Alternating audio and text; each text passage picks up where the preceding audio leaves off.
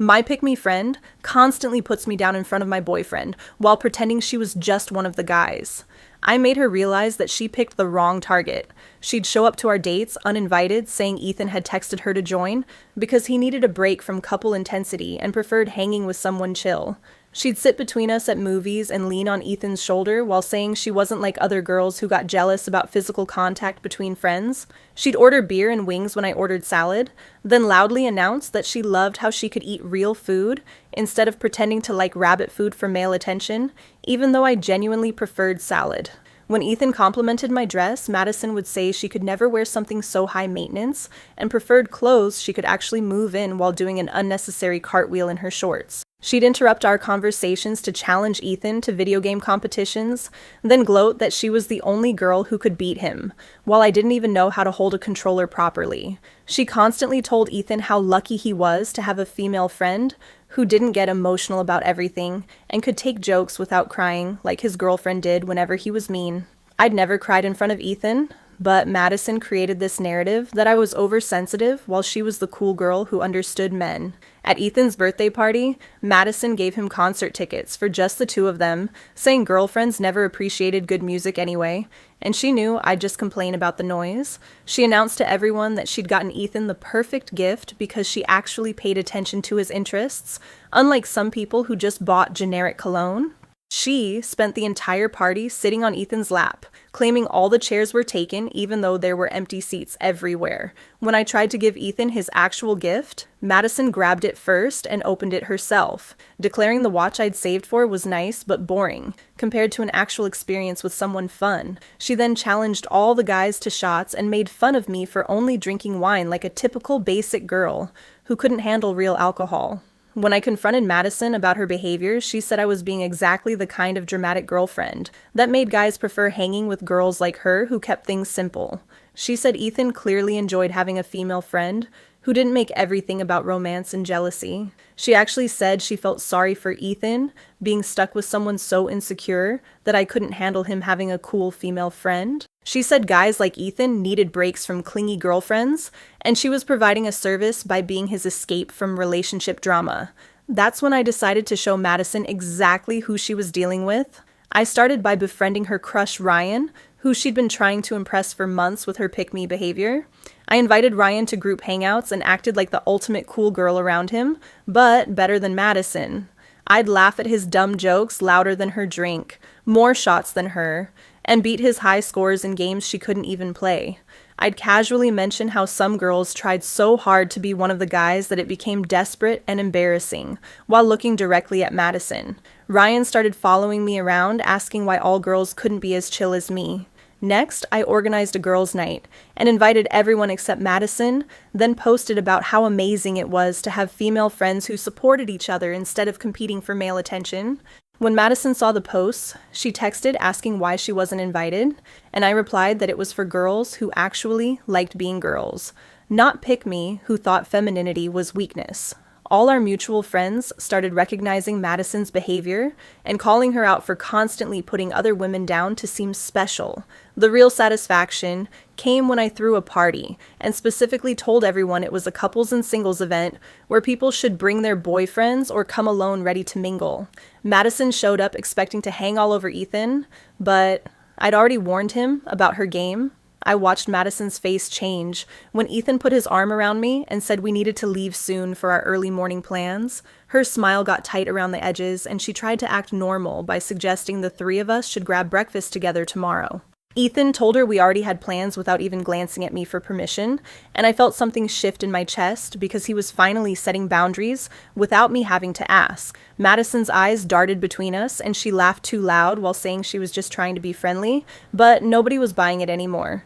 Lauren appeared next to me near the kitchen and touched my elbow, pulling me away from the group. She moved closer to me and quietly admitted that she had noticed the way Madison had been putting me down for months.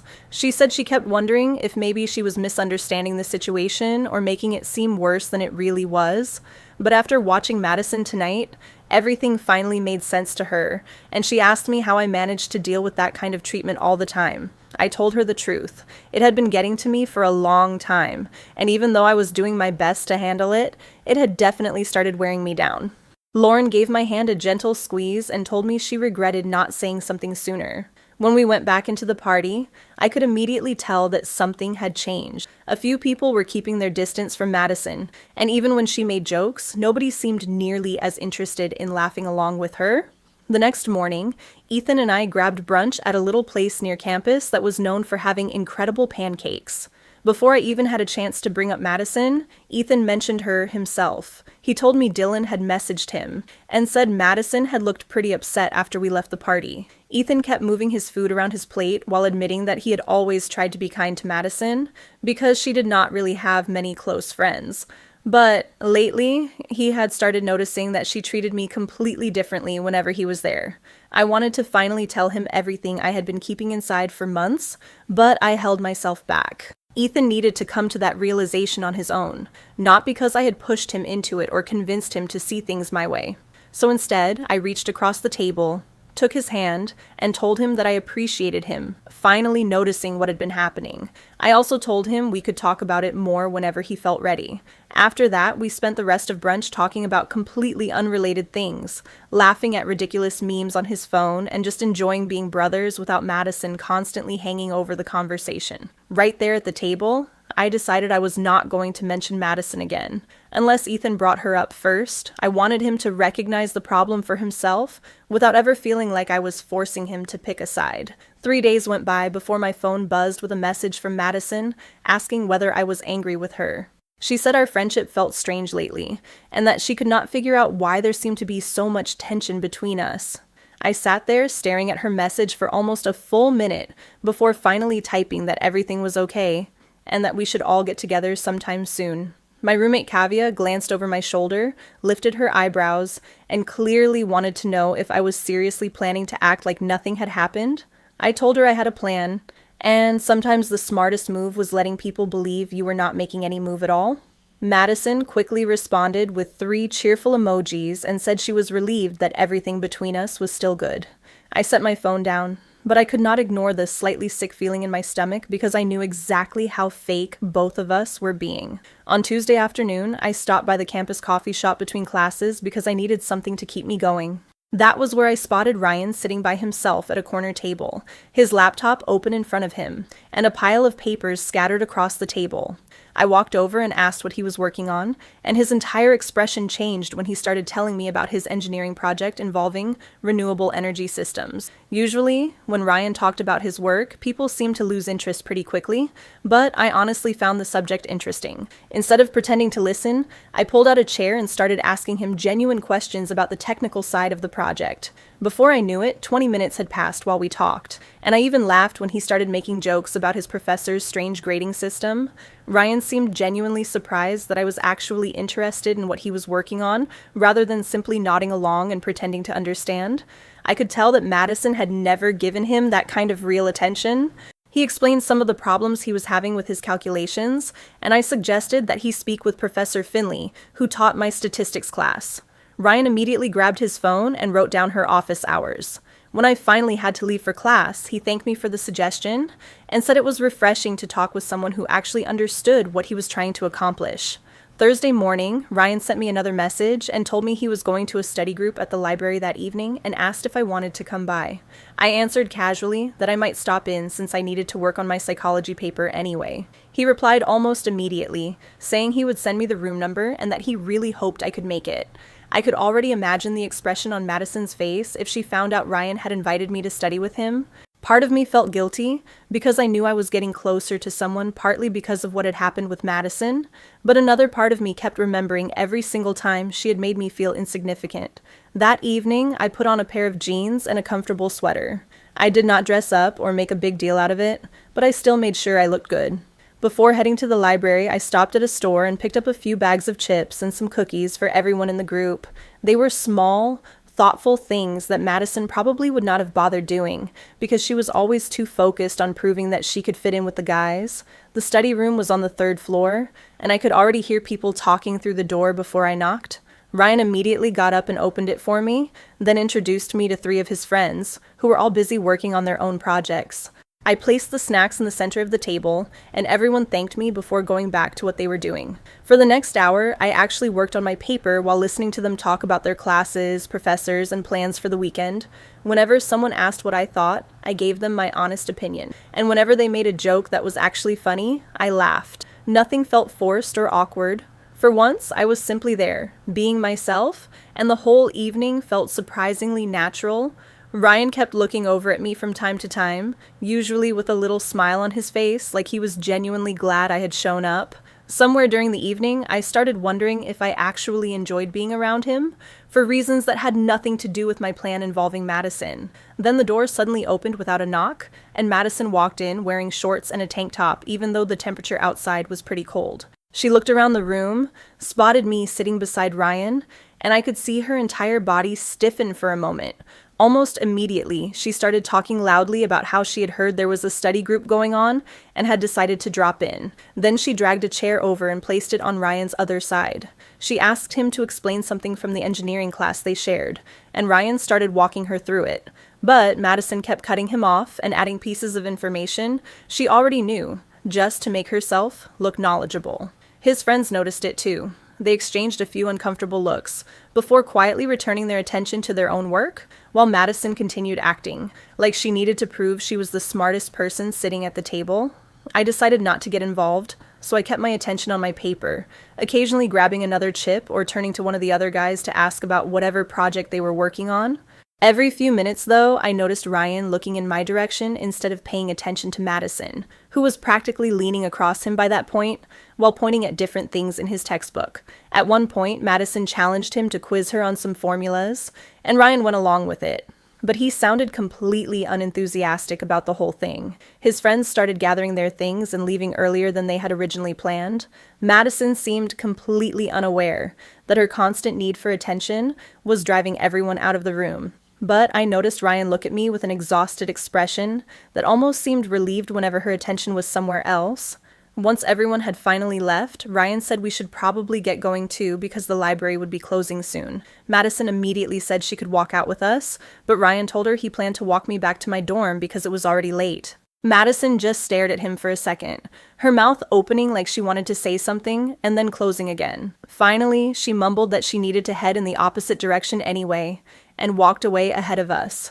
Ryan and I took our time crossing campus, and along the way, he thanked me for bringing the snacks and for being so easy to talk to. He said it was refreshing to spend time with someone who did not turn every little thing into some kind of competition. He never actually said Madison's name, but neither of us needed him to. I told him that I genuinely found his project interesting, and that I would like to hear how everything turned out once he finished it. He smiled and asked if I wanted to get coffee sometime so we could talk about it more.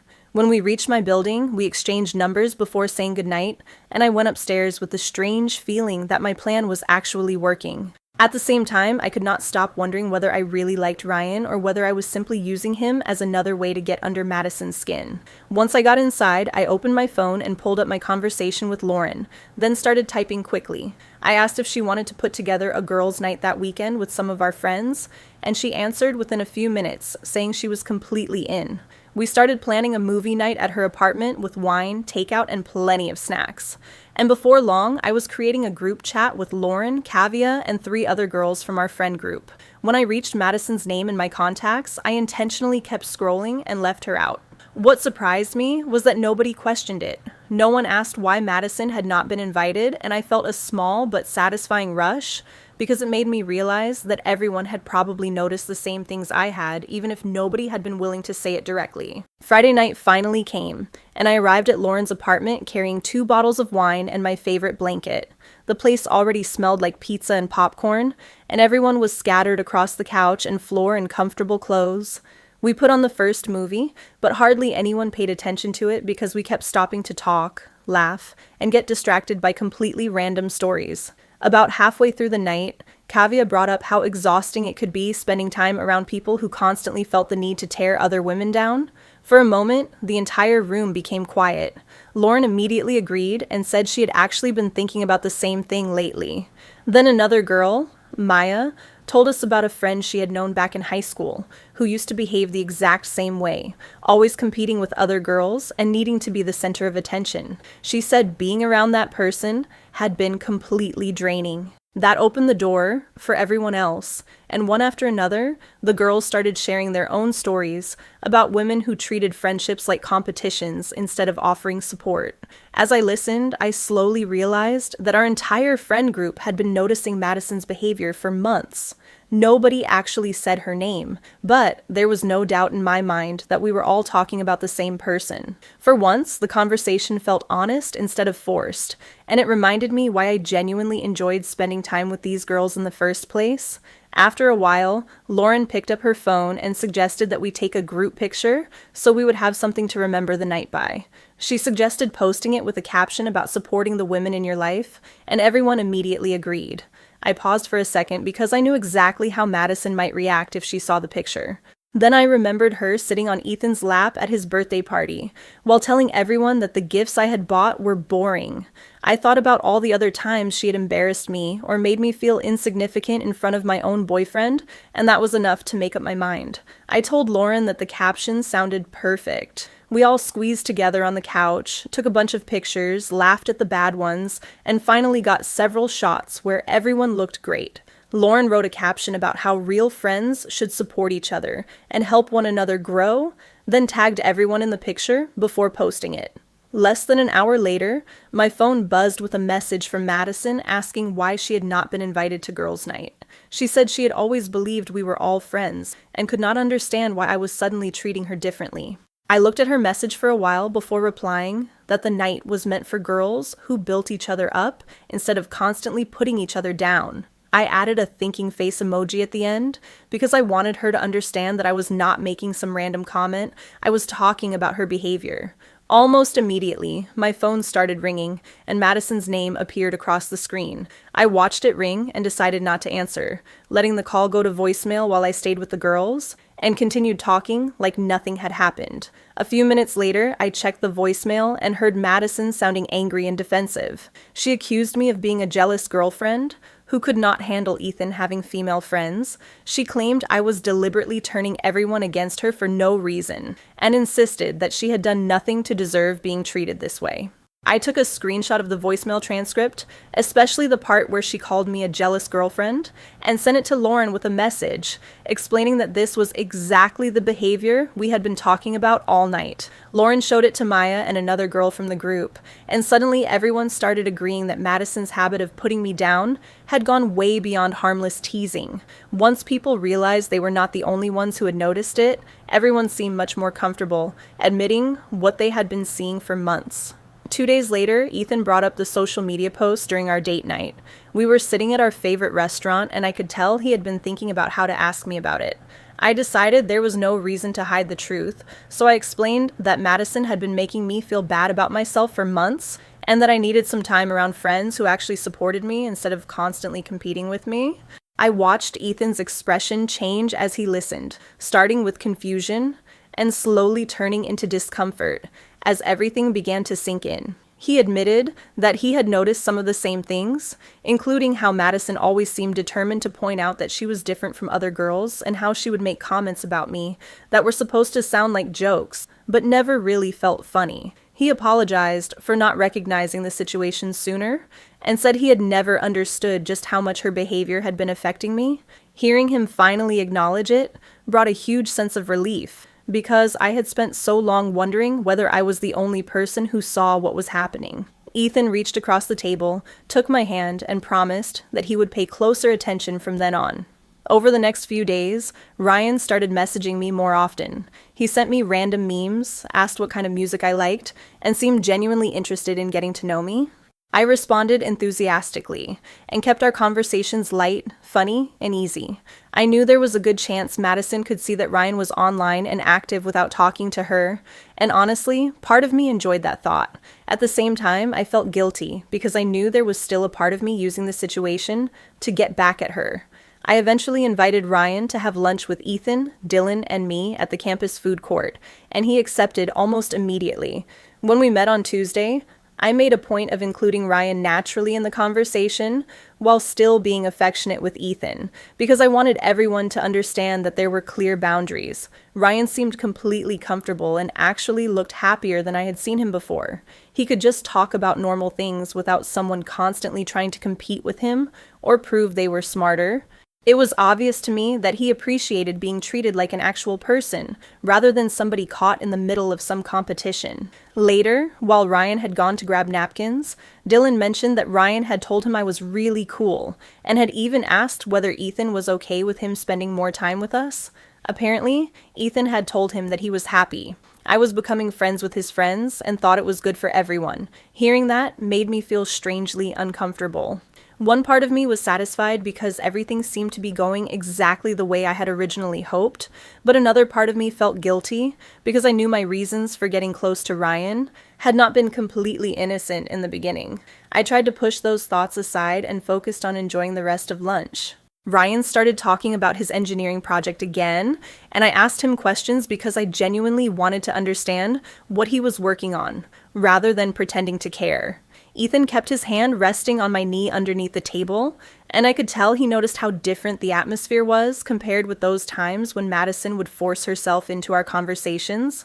After a while, Ryan told us he needed to get to his afternoon laboratory session and thanked us for inviting him to lunch. Ethan offered to walk with him part of the way toward the engineering building, while I stayed behind to clean up and throw our trash away. As I reached the trash cans, Dylan caught up with me and pulled me aside near the bike racks. He told me Ryan had messaged him earlier to ask whether Ethan was comfortable with him spending more time with us. Dylan then showed me the message on his phone, where Ryan had said that I was really easy to talk to and genuinely cool, especially compared with certain people who always seem to make simple situations uncomfortable. According to Dylan, Ethan had told Ryan that he was glad I was becoming friends with his friends and that he thought it was actually good for everyone. Dylan looked at me with a knowing smile and asked whether I was honestly trying to become friends with Ryan or whether there was something else behind all of this. I could feel my face getting warm, so I admitted that I really did enjoy talking to Ryan. At the same time, I told him I would not exactly be upset if Madison eventually realized that Ryan would rather spend time around people who treated him with basic respect. Dylan gave me a slow nod and said he understood where I was coming from, but he also told me to be careful because turning someone into a weapon for revenge usually ended up hurting everybody involved. I knew he was right, and even though I appreciated him being honest with me, his warning made me feel even more uncomfortable about what I was really trying to accomplish. 2 days went by before Madison finally decided to confront me. On Thursday afternoon, I walked out of my psychology class and saw her standing near the entrance to the building with her arms folded across her chest. As soon as she noticed me, she stepped directly into my path and demanded to know why I had suddenly started spending so much time with Ryan. She was speaking loudly enough that several students walking by turned their heads to see what was happening. I kept my face calm and told her there was nothing strange about it because Ryan was part of our larger friend group and I was simply being friendly with him. Madison stepped closer and told me I knew exactly what I was doing. Then she asked why I was trying to take away someone she had supposedly been interested in for months. I told her that liking somebody did not mean she owned that person, and if Ryan having other friends made her uncomfortable, maybe she should ask herself why she felt so threatened by it. Her face immediately turned red, and she insisted that she was not threatened at all. According to her, the real issue was that I was manipulating Ryan and deliberately using him to get revenge on her. My heart started pounding, but I kept my voice controlled and told her I found it pretty interesting that she suddenly recognized manipulation when somebody else was doing something she did not like. She demanded to know what I was talking about, so I reminded her that constantly putting me down in front of Ethan just to make herself look cooler was manipulative behavior too. For a moment, Madison looked like she had a response ready, but she opened her mouth and then stopped, because she could not seem to find the right words. I watched the anger on her face turn into defensiveness as she realized I was not going to back away from the conversation this time. She quickly recovered and accused me of being a hypocrite, because I was supposedly doing the exact same thing to her now. I told her there was a very important difference between genuinely becoming friends with somebody and treating that person like a prop you could use to make yourself look better. Madison told me I was only fooling myself if I actually believed my sudden interest in Ryan was sincere, and she claimed that everyone could see right through me. Her voice continued getting louder, and I started noticing more students slowing down to watch us. A couple of them even pulled out their phones, and that was when I realized our argument had turned into a public scene. Madison pointed directly at my chest and accused me of trying to steal Ryan from her, even though she and Ryan had never actually been together. I stepped away from her finger and told her that was exactly the point I had been trying to make. Nobody could be stolen because people were not possessions. She then called me a fake friend who acted sweet to my face while secretly being jealous and insecure. I felt my anger building in my chest and finally told her that I had spent months treating her with nothing but kindness, while she constantly made me feel small and uncomfortable inside my own relationship. Madison gave me this bitter little laugh and said that if I felt insecure, it was because somewhere deep down, I knew Ethan actually preferred spending time with her. That comment crossed a line for me. I told her Ethan had started noticing her behavior too, and he was finally beginning to understand how differently she treated me whenever she thought she could get away with it. The color drained from her face for a moment before coming rushing back, and I could tell she was realizing that Ethan might know far more about what had been happening than she expected. By then, the crowd around us had grown, and several people were openly recording the argument on their phones. Madison finally looked around and seemed to realize for the first time just how many people were watching her. She called me a manipulative liar one last time, then turned around and stormed toward the parking lot without waiting for another response. I stayed where I was for a moment, trying to slow my breathing while my hands shook from all the adrenaline. After Madison disappeared, 2 girls from my psychology class came over to me. The taller one had curly hair and told me she had dealt with girls like Madison before, and she was glad I had finally stood up for myself. The other girl agreed and said she had actually noticed Madison acting the same way at a party the previous semester, where she spent most of the night putting other girls down while trying to impress the guys around her. They both told me they respected me for finally saying something instead of quietly accepting it. I thanked them, but inside, I felt 2 completely different emotions at the same time. Part of me was satisfied because I had finally confronted Madison face to face instead of keeping everything bottled up. But another part of me felt almost sick, knowing the whole thing had happened in front of a crowd of people who were now free to judge everything I had said. I walked back to my dorm feeling completely out of it, and found Kavya sitting at her desk studying. The second she looked at me, she could tell something had happened and asked me what was wrong. I told her about the confrontation outside my psychology class and explained how quickly it had turned into a public argument, with people pulling out their phones to record us. Kavya immediately closed her laptop and hugged me without saying anything for a moment. When she finally pulled away, she told me she was proud of me for setting boundaries and refusing to let Madison keep walking all over me. But then her expression became more serious, and she asked whether I was actually comfortable with how intense everything between Madison and me had become. I admitted that part of me felt vindicated after finally standing up to her, but I also felt pretty awful about the fact that the whole situation had turned into such a public spectacle. Kavya told me that my reaction made complete sense, and, in a strange way, it proved that I was not doing all of this simply because I enjoyed watching Madison suffer. She reminded me that defending yourself when someone crosses your boundaries was completely different from taking pleasure in humiliating that person. I sat down on my bed and tried to make sense of everything that had happened, while Kavya went into the kitchen and made tea for both of us. After she came back, she asked whether I thought the confrontation would finally make things better with Madison, or whether it was only going to make everything worse. Honestly, I had no idea. One part of me wanted to believe Madison would finally leave me alone, but another part was worried that being confronted publicly would only make her more determined to come after me. Around 7 that evening, my phone started ringing, and I saw Ethan's name on the screen. I answered, and he immediately asked if I was okay, because Madison had contacted him and claimed that I had attacked her for absolutely no reason while we were on campus. Ethan told me he did not believe that version of the story, because of everything he had been noticing lately, but he still wanted to hear directly from me about what had happened. I walked him through the entire confrontation, explaining how Madison had been waiting outside my class, blocked my path, and then kept escalating the situation, with accusation after accusation. Ethan stayed quiet while I talked, and when I finished, he told me that he completely believed me. At the same time, he admitted he was worried that I was getting pulled into a bunch of drama that might not be worth the emotional cost. Hearing that frustrated me because even though he said he believed me, it still sounded like he was partly defending Madison by suggesting that I should simply ignore her. I told him I had already tried ignoring her for months, and it had not stopped her from making me feel uncomfortable and insecure in my own relationship. Ethan went silent for a moment before apologizing and saying he did not mean to make it sound like I was responsible for any of this. He explained that he just hated seeing me spend so much emotional energy on someone who clearly was not worth it. I told him I understood his concern, but there was a difference between wasting energy on someone and setting a boundary to protect myself. After thinking about it, Ethan agreed with me and said he was going to talk to Madison himself and make it clear that she needed to back off completely.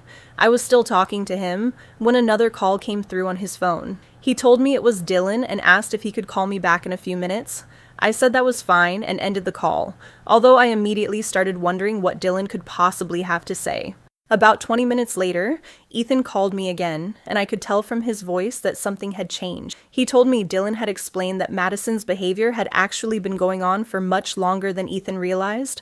Apparently, several people in their friend group had noticed it, but nobody wanted to be the person who started another round of drama by bringing it up.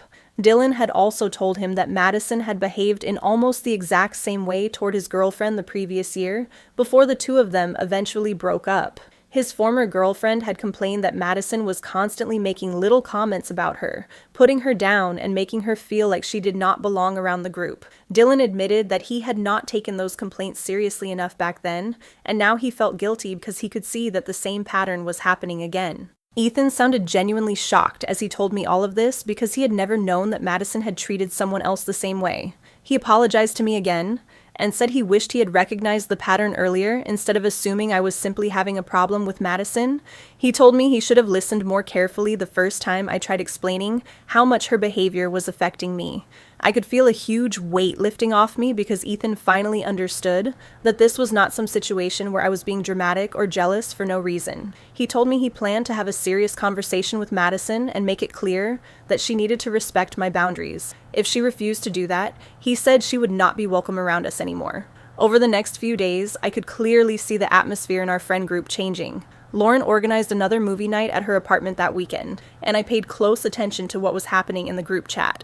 Before agreeing to come, 3 different people separately asked whether Madison was going to be there. Lauren handled every question without making a big deal out of it. She simply said it was going to be a small gathering with a few close friends and left the explanation there.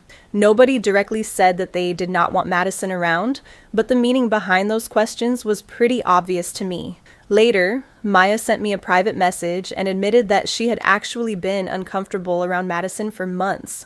She said she had always wondered whether she was simply being too sensitive and had convinced herself that maybe she was imagining the problem. Watching me finally stand up to Madison had made her feel like she was allowed to trust her own instincts.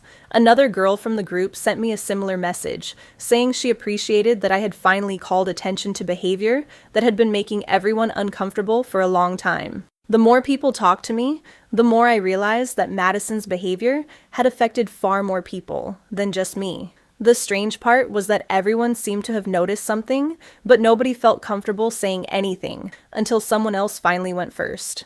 Once that happened, the group started naturally pulling away from Madison. It was not some organized decision or dramatic announcement. People simply began spending less time around her once they felt comfortable admitting what they had already been seeing. Saturday morning, I opened Instagram and saw that Madison had posted several things to her story. The first slide was a quote about fake friends who supposedly could not handle strong women who spoke their minds. The next one was a selfie of Madison looking sad, with a caption about how disappointing it was when people finally showed you who they really were. Then came a third post saying that the people who truly mattered already knew her worth, and everyone else could stay bitter. My phone started buzzing almost immediately as different people began sending me screenshots of her story, usually with some kind of eye roll emoji attached. Lauren sent me one and said Madison was really trying hard to turn herself into the victim. Dylan sent another and said he could not believe she was still using the misunderstood strong woman routine after everything that had happened. Even Ryan sent me a screenshot, followed by a message saying he was sorry I had to deal with that much unnecessary drama. That was when I realized Madison's attempt to rewrite the situation and make herself look like the victim was not working nearly as well as she probably expected. Too many people had finally started paying attention, and once they did, they were seeing through the act. Tuesday afternoon, Ryan messaged me and asked if I could help him find a birthday present for his sister. I said yes right away, and we agreed to meet at the mall on Thursday after he finished his classes. I still felt a little guilty because, in the beginning, I had gotten close to him, mainly because I wanted to get under Madison's skin. But at the same time, I was genuinely curious whether Ryan and I would actually enjoy each other's company without all the competition and drama surrounding us.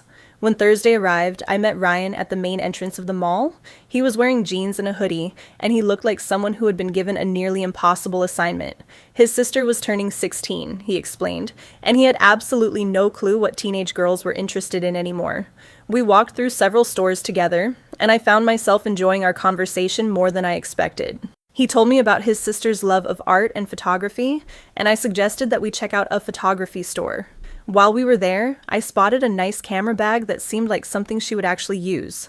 Ryan's face immediately brightened when he saw it and said it was exactly what he had been looking for. After buying it, we grabbed something to eat and kept talking about everything from his engineering projects to my psychology classes. Somewhere along the way, I realized I was having a genuinely good time. I was not trying to impress anyone, compete with anyone, or prove anything. Ryan made some ridiculous joke about thermodynamics, and I laughed because the joke was actually funny, not because I was worried about what Madison might think. The whole afternoon felt surprisingly relaxed, and I caught myself realizing that Ryan was actually a pretty decent guy when he was not being dragged into somebody else's competition. We were browsing through some camera accessories when his phone buzzed again. It was the third time in about 10 minutes. Ryan looked at the screen, sighed, and put the phone back down. I asked him if everything was all right, and after hesitating for a moment, he admitted that Madison had been messaging him constantly for the past several days. She kept asking where he was, what he was doing, and who he was spending time with. My stomach tightened because I knew I had probably contributed to this by giving Ryan the attention Madison had been desperate to get from him. Ryan told me her messages were becoming more and more intense, so he had started giving her short answers because the whole situation was becoming exhausting. He showed me some of the messages, and I watched as he scrolled through one after another. Madison had been asking whether he was free, what his plans were, whether he wanted to hang out, and even why he was taking so long to respond to her. Ryan looked genuinely uncomfortable as he explained that he did like Madison as a friend, but her constant need for his attention was starting to wear him out. Listening to him, I realized I might have unintentionally helped him recognize something I had been dealing with myself for months. Madison had a habit of demanding someone's full attention and then making that person feel guilty whenever they wanted to spend time with anybody else. Ryan told me he had started noticing that she always seemed to need to be the center of attention and would sometimes put other people down just to make herself look better. I had mixed feelings about hearing all of this. I had originally approached Ryan because I wanted to make Madison jealous, but somewhere along the way, I had actually started connecting with him as a person. Even stranger, our friendship seemed to be helping him recognize behavior that he deserved to be treated better than. That weekend, Ethan came over, and we started working out the details for the couples and singles party we had been talking about for a while. Ethan suggested having it at Dylan's house because Dylan had much more space, and his place was already set up well for parties.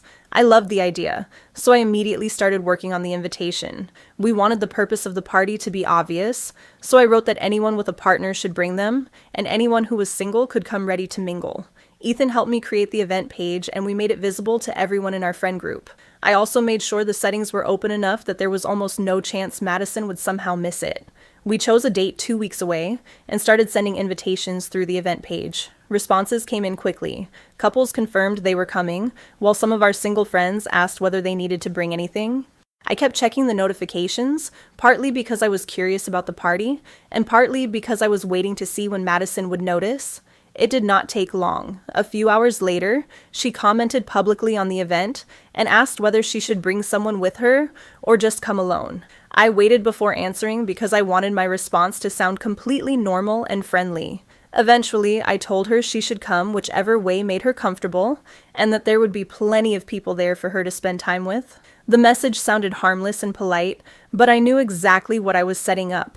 I wanted Madison to walk into a room expecting to take over Ethan's attention, only to find that the boundaries between couples were obvious, and that she could not simply insert herself between us anymore.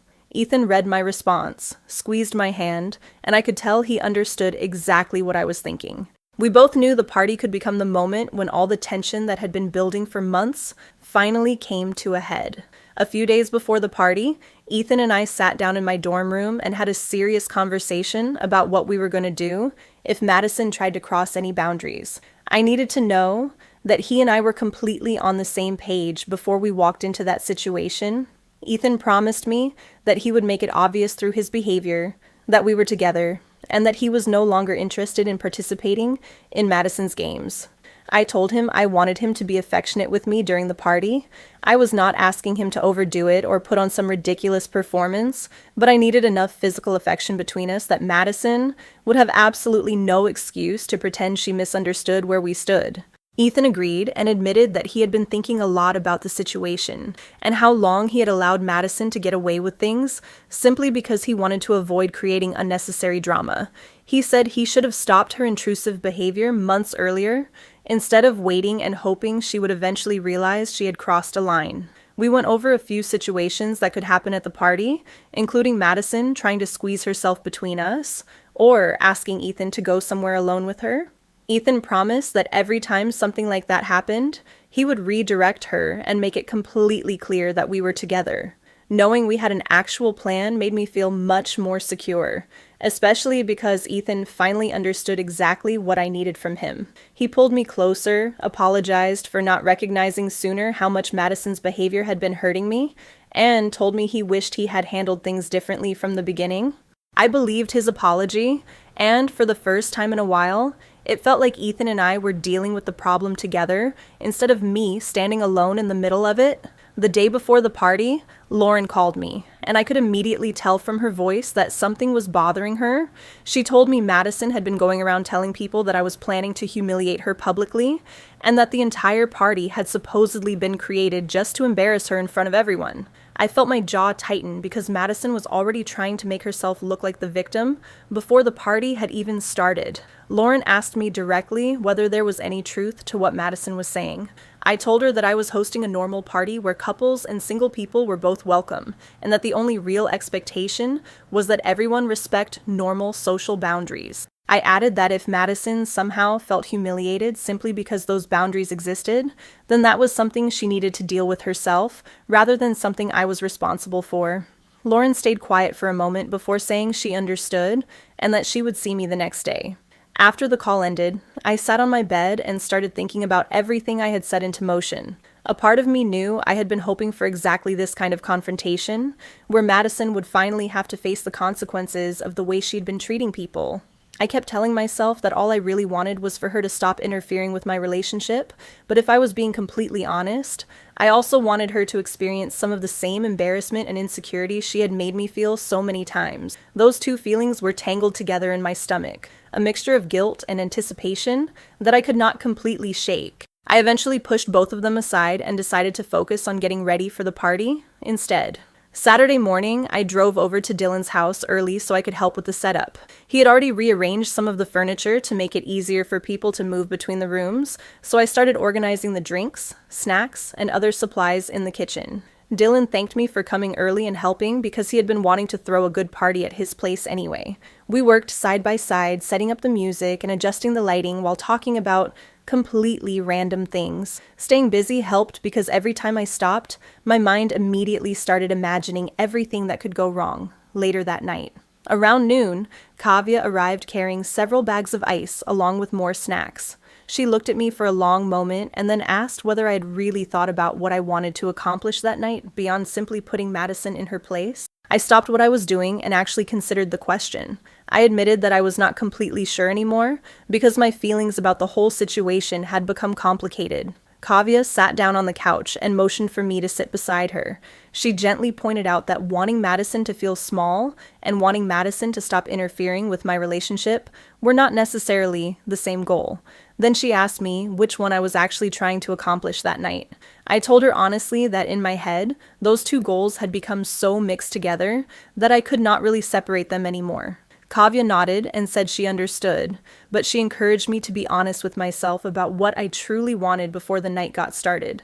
I appreciated that she was trying to make me look deeper at my own motives, although part of me also became defensive because I still felt like Madison had brought whatever happened next on herself. Kavya did not keep pushing me, and eventually we went back to preparing everything for the party.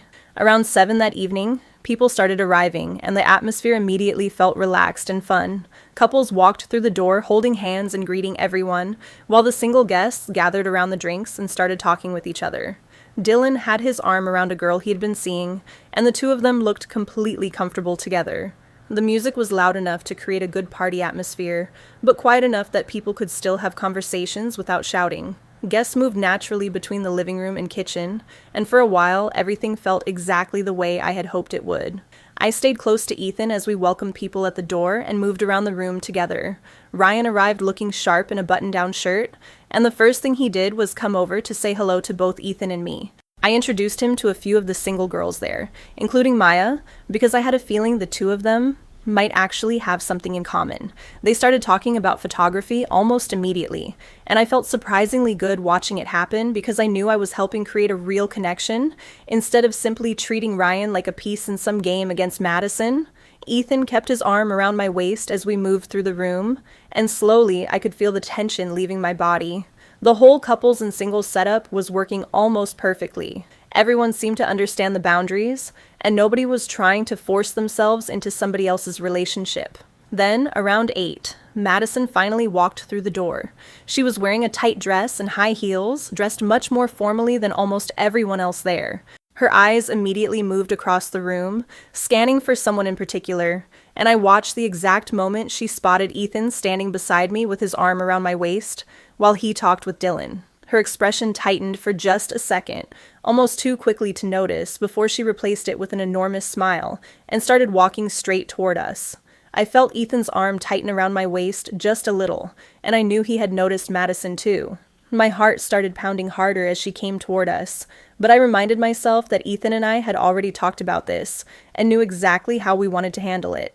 Madison's smile looked completely fake as she reached our group, and I braced myself for whatever she was about to try. She came directly toward us, and Ethan kept his arm firmly around my waist the entire time. As soon as she got close, Madison tried to position herself between us like she had done so many times before, but Ethan simply shifted his stance and kept me tucked against his side. He smiled politely at her and said hello. Her eyes moved back and forth between the two of us before she suggested that maybe Ethan wanted to go get some drinks with her. Ethan agreed that getting drinks sounded good, but immediately added that all of us could go together. He took my hand and led me toward the kitchen with me walking right beside him. Madison followed behind us, and even without looking back, I could practically feel how irritated she was. When we reached the drinks table, Ethan never let go of my hand. He poured himself a beer while Madison grabbed a cup and started making herself a vodka drink. Then she loudly complained that the entire party seemed to be focused on couples and said she felt like she was being excluded. Lauren happened to be nearby getting some ice, and she turned around with a huge smile on her face. She calmly pointed out that the entire purpose of the event was to have both couples and single people together. Several people standing around the kitchen laughed and agreed with her. Madison's face immediately turned red, and she took a long drink from her cup. A few moments later, Ryan came over and asked whether I could help him make his drink, because I had mentioned a good mixer combination to him before. I was about to agree when Madison quickly interrupted and announced that she was actually really good at making drinks. She reached for the bottles and started explaining some complicated recipe she wanted to make for him. Ryan looked uncomfortable and politely told her that he had specifically asked me because I had already recommended a combination he liked. I saw the disappointment flash across Madison's face before she stepped away from the table. I helped Ryan make his drink, and we started talking about the music playing in the background while Madison stood nearby watching us. Ethan stayed beside me the entire time, keeping one hand resting against my lower back. For the next hour, it felt like I was watching Madison slowly realize that the strategies she had always used were no longer getting her the reaction she wanted. She kept trying to get Ethan alone, but every time she suggested that they go somewhere together or do something without everyone else, Ethan redirected the conversation back toward the group. When she tried to pull him aside to show him something on her phone, he looked at it briefly without leaving my side and then turned right back around to continue talking with Dylan. She even tried to start an argument about a video game, but instead of taking the bait and getting into the competitive back and forth she clearly wanted, Ethan simply agreed with part of what she said and moved on. I could see her frustration growing with every failed attempt. Her smile became more strained, her laughter got louder and more unnatural, and she kept finding excuses to touch Ethan's arm or shoulder. Each time, he simply shifted away in a casual way that made it clear without creating a scene. At one point, Madison suggested that everyone should play beer pong, but Ethan told her that he and I were actually enjoying ourselves just talking with people. The look in her eyes changed immediately. Her jaw tightened, and for a second, she looked genuinely angry. Dylan then suggested that instead of beer pong, we could play couples trivia, where each partner would answer questions about the other person. Ethan liked the idea and started joking with everyone about how well they thought they actually knew their partners. Then Madison's voice suddenly cut across the room. She announced that she probably knew Ethan better than I did. She said she actually paid attention to his interests and personality instead of pretending to care about them. The entire room went silent. I felt Ethan's body stiffen beside me, and I could tell immediately that something had changed. His expression was unlike anything I had seen from him before. His eyes became cold, his jaw tightened, and his mouth settled into a hard line as he looked directly at Madison. He calmly told her that she clearly did not know him as well as she believed she did.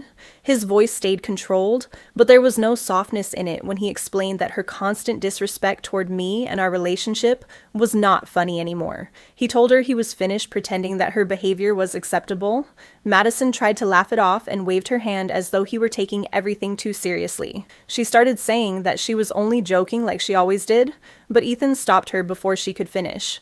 He told her that real friends did not repeatedly insult their friend's girlfriend or make her feel small just to get attention. He said her whole act of trying to seem different from every other girl had become obvious, and more importantly, it had become exhausting for everyone around her. Then, he made his boundary completely clear. If Madison could not treat me with basic respect, she would no longer be welcome around us. His words seemed to freeze the entire room. Nobody moved, and for several seconds, nobody said anything. Madison's eyes filled with tears as she looked around the room, apparently hoping someone would step forward and defend her. Instead, people either looked away, stared down at their drinks, or simply remained silent. A few people standing near Dylan even nodded in agreement with Ethan. Madison's expression completely collapsed, and she grabbed her jacket from the couch. Without saying another word, she hurried toward the door. I could hear her crying as she ran down the stairs. A moment later, the front door slammed shut, and the entire party remained unusually quiet for several seconds. I stood there feeling a powerful wave of satisfaction spread through me. She had finally faced consequences for all those months of making me feel insignificant, and for a few seconds, I felt relieved. But almost immediately, that satisfaction was followed by an uncomfortable knot in my stomach that I had not expected. Several people came over and told me that someone had needed to call Madison out sooner, or that they were glad Ethan had finally spoken up. A few friends congratulated me and said it was about time she heard the truth, but I also noticed some people looking uneasy and quietly talking among themselves. 2 girls from my psychology class looked especially concerned, and one of them kept looking toward the door, as if she was seriously considering going after Madison. Little by little, the party started moving again. Conversations picked back up, the music became louder, and people tried to act normal, but the mood had definitely changed. Ethan pulled me into the hallway and asked if I was doing okay. I admitted that I felt strange about everything, even though I knew Madison had needed to be confronted. Ethan nodded and told me he had wanted to say something for weeks. He said he had kept hoping Madison would eventually understand the hint and change her behavior without forcing him to confront her in front of everyone. He squeezed my hand and apologized for waiting so long to stand up for me. I leaned against the wall and tried to understand everything I was feeling. I was relieved that Ethan had finally drawn a clear line, and part of me felt like I had finally gotten the validation I had wanted for months. At the same time, I could not stop thinking about Madison crying in front of everyone and then rushing out while the entire room watched her leave. What bothered me most was remembering that I had deliberately helped create a situation where she would be embarrassed publicly. I had told myself I only wanted her to stop interfering with my relationship, but now I had to admit that some part of me had wanted her to feel small too. Ethan asked whether I wanted to go home, but I shook my head. We returned to the party, and I tried to get back into the evening, but I could not completely get rid of the heavy feeling that had settled over me. A little later, Dylan came over and pulled out his phone. He showed me a message Madison had sent asking whether everyone hated her now. Dylan looked genuinely conflicted, like he did not know whether he should be angry with her or feel sorry for her. He told me he had no idea how to answer because, on one hand, her behavior had been terrible for months, but on the other hand, watching her leave the house crying had made him uncomfortable too. I stared at the message on his screen, and the knot in my stomach became even tighter.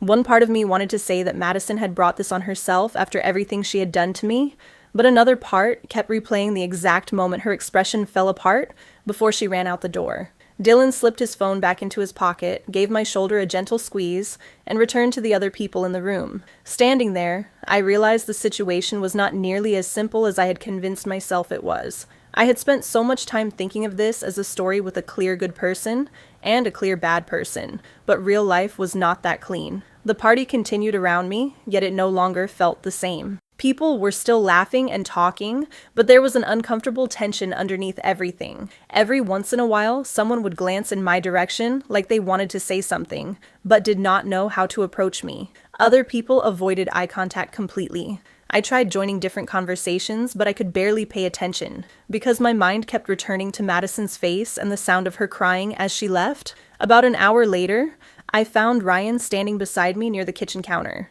He leaned against the wall and quietly told me that he hoped I was not blaming myself for what had happened. He said Madison really had been crossing the line for a long time, and that someone needed to address it eventually. His voice was kind, but I could hear some uncertainty underneath his words, and he kept shifting his weight like even he was not completely comfortable with how the night had ended. I thanked him and tried to smile, but I could tell the smile was forced. Even Ryan, who had plenty of reasons to understand why I was angry with Madison, seemed uncomfortable about the way everything had unfolded. After a moment, he said he was probably going to leave soon, and asked one more time if I was okay.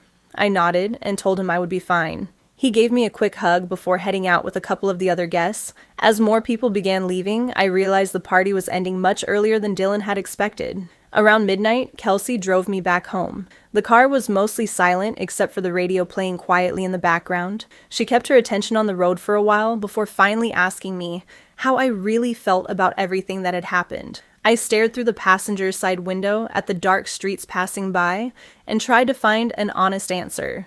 I told her that for months, I had wanted Madison to face some kind of consequence for making me feel terrible about myself. But actually seeing her cry and run out of the party had affected me much more than I expected. My voice cracked slightly when I admitted that I did not know what that said about me. Maybe I was a good person who had finally defended herself, or maybe I had simply gotten what I wanted and was now feeling guilty because I did not like seeing the consequences up close. Kelsey reached over and squeezed my hand. She told me that having complicated feelings did not automatically make me a bad person, and that I did not have to decide everything about myself that night. When we reached my building, she asked if I wanted her to come upstairs with me. I shook my head, thanked her for driving me home, and got out of the car. I walked upstairs, feeling completely drained, but it was a different kind of exhaustion than being physically tired after a long day. The next morning, my phone woke me up with a constant stream of notifications. I picked it up and started scrolling through messages from at least 7 different people in our friend group. Some were completely supportive and told me that Madison had needed that reality check for a long time. Lauren sent me a long message saying she was proud of me for finally standing up for myself. 2 other friends sent messages saying pretty much the same thing, explaining that Madison's constant need to act different from every other girl had been getting on everyone's nerves for a long time. But then I reached 3 messages that made me stop. Those people thought the public confrontation had gone too far. One girl from my psychology class told me she understood why I was frustrated, but she thought I should have handled the situation privately instead of allowing it to turn into a scene at a party. Another friend said that even though Madison had clearly behaved badly, he still felt sorry for her after watching her leave the way she did. I put my phone down and stared at the ceiling for a long time. Seeing people react so differently brought that same uncomfortable feeling back into my stomach. That afternoon, Ethan came over to my place. We sat together on the couch, and before we even started talking about anything else, he brought up what had happened at the party. His expression was unusually serious, and I could tell he had been thinking about the situation since the night before. He apologized for allowing things with Madison to get that far. He admitted that he should have established clear boundaries with her months earlier, instead of hoping she would eventually understand that her behavior was inappropriate. He said he had convinced himself that if he stayed friendly and patient, she would eventually figure it out, without him having to make things uncomfortable. His voice became quieter when he admitted that he was sorry the situation had been allowed to build for so long that it eventually exploded in front of everyone. I leaned against him, and for the first time since the party, some of the pressure in my chest started to ease. At least Ethan and I finally understood each other, even if everything surrounding us still felt complicated. After sitting there for a while, I took a deep breath and decided there was something else I needed to tell him. I admitted that becoming friends with Ryan had not been completely innocent on my part. In the beginning, one of my main reasons for getting close to him had been to make Madison jealous. I also confessed that I had intentionally left Madison out of girls' night because I wanted her to feel excluded, partly because I wanted her to experience some of the same hurt she had caused me. Ethan did not respond right away. He looked down at his hands and sat quietly while he processed what I had just admitted. Eventually, he told me that he understood why I had reacted that way, after everything Madison had done to me, but then he asked me something I was not expecting. He wanted to know whether I actually felt good about those choices now that everything had happened. The question stayed between us, and I wanted to immediately say yes, but I could not. The honest answer was that I did not feel nearly as satisfied as I had imagined I would. Ethan continued looking at me patiently, clearly waiting for me to stop giving the easy answer and tell him what I really thought. Finally, I admitted that I was not proud of every revenge move I had made, even though I still believed my anger toward Madison had been justified. Ethan nodded slowly and said something that stayed with me. He explained that we could recognize that Madison had treated me and our relationship badly, while also admitting that I had started behaving manipulatively in response. Both things could be true at the same time. He told me that was something I needed to seriously think about, because getting hurt did not automatically make every reaction I had afterward healthy. His words stung because I knew there was truth in them. I had become so focused on making Madison pay for everything she had done that I had stopped asking myself what kind of person I was becoming while I was doing it. We stayed on the couch together for a while without saying much, just holding hands and letting the conversation settle. Later that evening, my phone buzzed with another message from Lauren. She told me that Madison had reached out to her with what sounded like a sincere apology. According to Lauren, Madison admitted that she had been insecure for a long time and had been taking those feelings out on other women instead of dealing with her own problems. She had apparently asked Lauren whether there was any way she could eventually repair her relationships with the rest of the group. Lauren wanted to know what I thought about giving her that chance. I read the message several times because I honestly did not know how I felt. One part of me wanted to say that Madison had already been given enough chances, but another part kept thinking about what Ethan had told me. If I wanted things to improve, I also needed to be willing to admit where I had handled things badly. I finally replied to Lauren and told her that I needed some time to process everything before making any decision. I said I was not against Madison apologizing directly to me, but only if she genuinely intended to change how she treated people and was willing to show that through her actions. Then I admitted something that was difficult for me to say. I told Lauren that I knew I had not handled everything perfectly either. I explained that I was trying to become better at addressing problems directly instead of relying on social games, jealousy, or manipulation to get my point across. Lauren responded with a heart emoji and told me she thought that was a surprisingly mature way to look at the situation. I put my phone down afterward and started thinking that maybe this entire mess could eventually lead to something positive, even if getting there had been painful and much more complicated than I ever expected. Over the next 3 weeks, things gradually settled into a different kind of normal. Madison started keeping more distance from Ethan and me, although she still occasionally showed up when the larger group got together.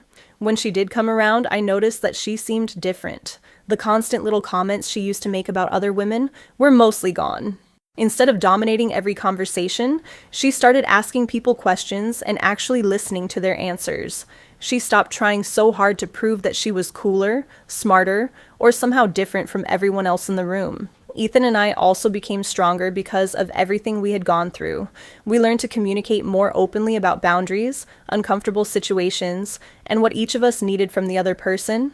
I also became much more aware of my own tendency to become petty or manipulative when I felt threatened or hurt. Realizing that about myself was uncomfortable, but it also pushed me to handle conflict differently, instead of automatically reacting out of anger. Our friend group started feeling more natural too. There was less tension underneath every conversation, and people seemed more comfortable being themselves. One night during a game night, I caught myself genuinely laughing at one of Dylan's incredibly stupid jokes, and I suddenly realized that I was actually happy. My relationship with Ethan felt stronger, my friendships felt more honest, and I finally felt comfortable in my own place within the group. Getting there had been far messier than I wanted to admit, and I definitely made mistakes along the way. But I would not erase the experience. It taught me some things about myself that I probably needed to learn, especially about the difference between standing up for myself and becoming someone I did not want to be just because I was hurt.